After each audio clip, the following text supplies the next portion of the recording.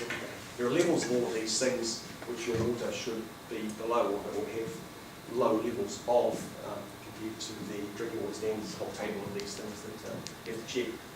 Chlorides are one as well. Too much makes it really untasty, but also may indicate that you're close to salt water or you're getting salt water intrusion, which is really bad. Or even worse, seepage from sewage. Again, what don't we want in our water? What's that? Absolutely. Well, I don't anyway. Fluoride, of course, we put that in water to in New Zealand especially for dental reasons, but too much can have an adverse effect as well, so we've got to be careful of that. Okay, so one of those things you measure for. Nitrates. Too much nitrate in water is really nasty, especially for little babies, children. They turn blue, they get this methylglobinemia, which is the nitrates affect the blood and they do something to the hemoglobin, and so it can't hold enough oxygen for the babies to be able to breathe. And they can actually die. They call them blue babies because they actually go blue. It happens a lot in, well, not a lot, but it has happened in rural areas because, of course, you get lots of nitrate infiltration from fertilisers. So you've got to be really careful. It's a really dangerous one. Okay, it's bad for cattle as well, milk loss of cows, and high levels may indicate leakage from sewage sources or overuse of fertilisers. So of course you're much more likely to see that in the countryside. Right, that's a really bad one. Sulphate, okay, may have a laxative effect. Also smells bad, tastes bad as well. Boron, okay, plants need it to grow. Too much of it kills them, same as anything. Okay, so that's one you have to look out for as well. Spraying boron-rich water onto plants and things makes the leaves die very, very quickly. Dissolved oxygen, when it comes out, potentially corrosive, so that's the issue with your well and also your pipes and things too. H2S, hydrogen sulfide, okay, can be produced by bacteria, so that's not good. You don't want those in your well. And also, again, people don't like it. A, it smells, and B, it has the same corrosive effect as oxygen. CO2, okay, can induce calcite incrustation around your well, calcium carbonate encrusting around your well, and also your rice and things as well, so that's not good. So there's not a whole lot of things you have to be aware of. It's not actually as bad as it seems. Most of these things generally are at low levels, so it's not a big deal. And a lot of them you can treat from the other end, but the problem is the effect they have actually on your well and your well screens sometimes as well. I'm not concerned about that. Of course, fecal coliforms, you don't want any of those, potentially deadly, indication of contamination from sewage or farm runoff or something. But if you do find them initially, early on, right, then they probably will disappear in the end, especially at low levels, because they probably come to the surface during the construction of the well. So it may not be such a big deal, but you certainly don't want any of them in your water quality tests at the end of your pumping testing.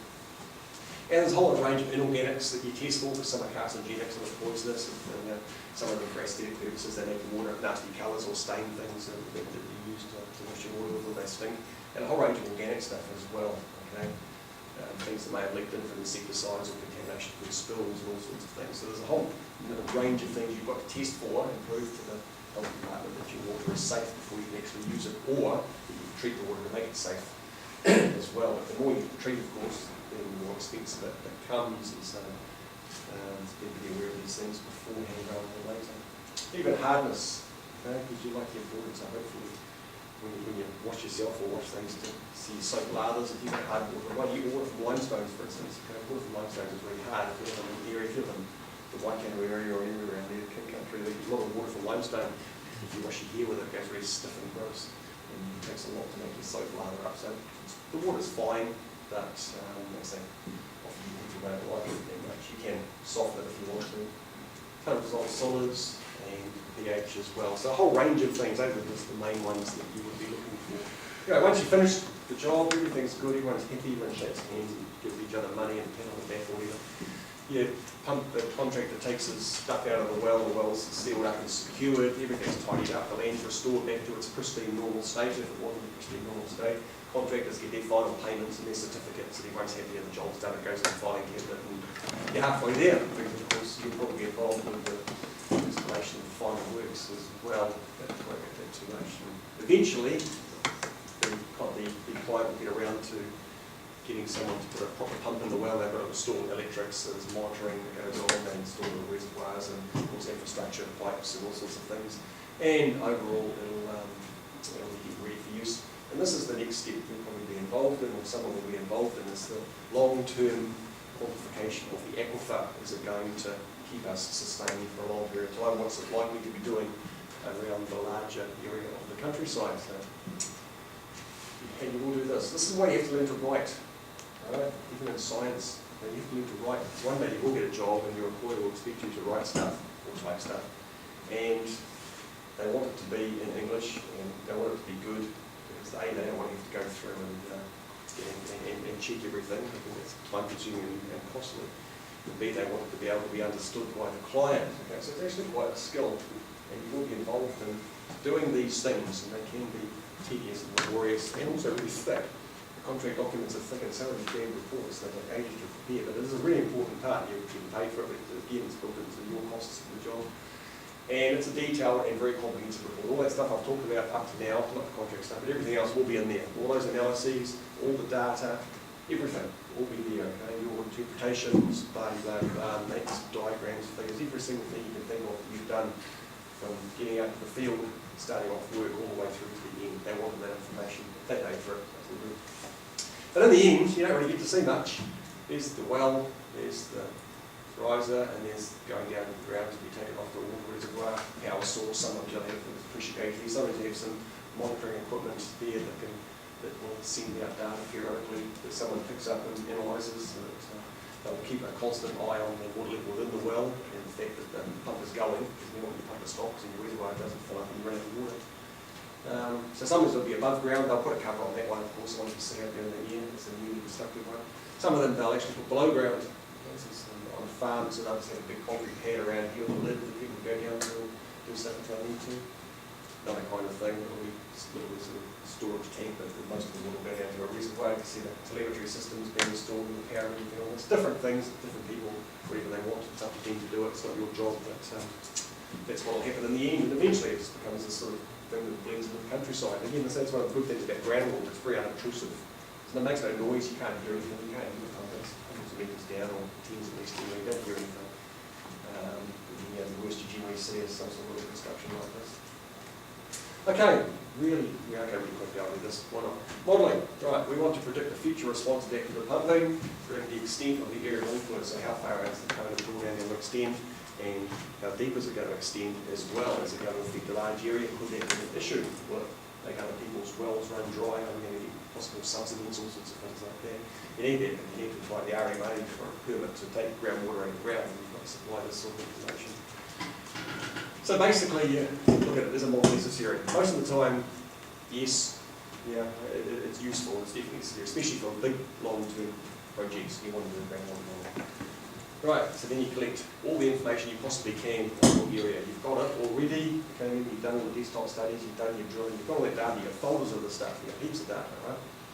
And you'll come up with a conceptual model of the area, something that's sketched out on paper, right? And say, you think there's this many layers, here's the aquifer, blah, blah, blah, okay, and that'll be your basic model that you'll input. So it's everything. You'll do it in the software package. Most of them use ModFlow, and they have a different word attached to ModFlow, because that's the standard USGS package that's used for groundwater modelling, all sorts of modules that are attached to it to do different things.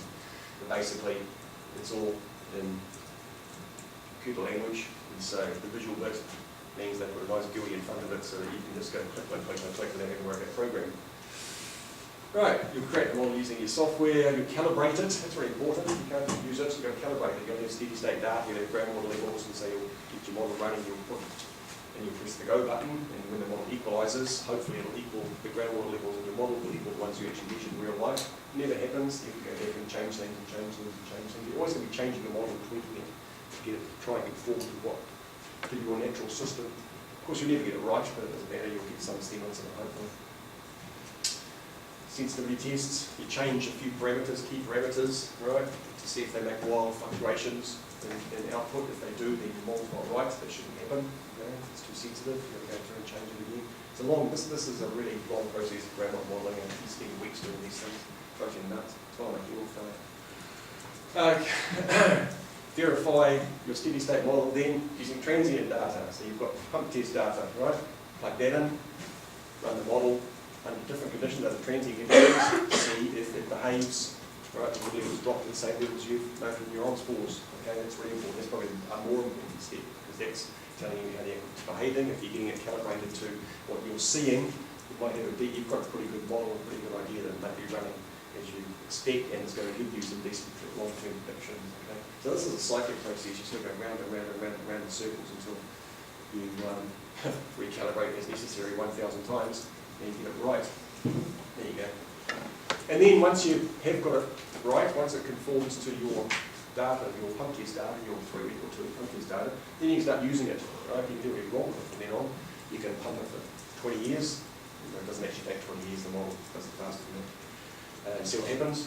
Right? You can add different wells all over the place. You know, you can see what happens if you put 1 well or 2 wells or 3 wells at different rates. You can change the rate. You can do all sorts of things to it then, because you're assuming that you've just recreated the actual system, and what you're playing with is telling you what's going to happen. And hopefully it does, but not necessarily.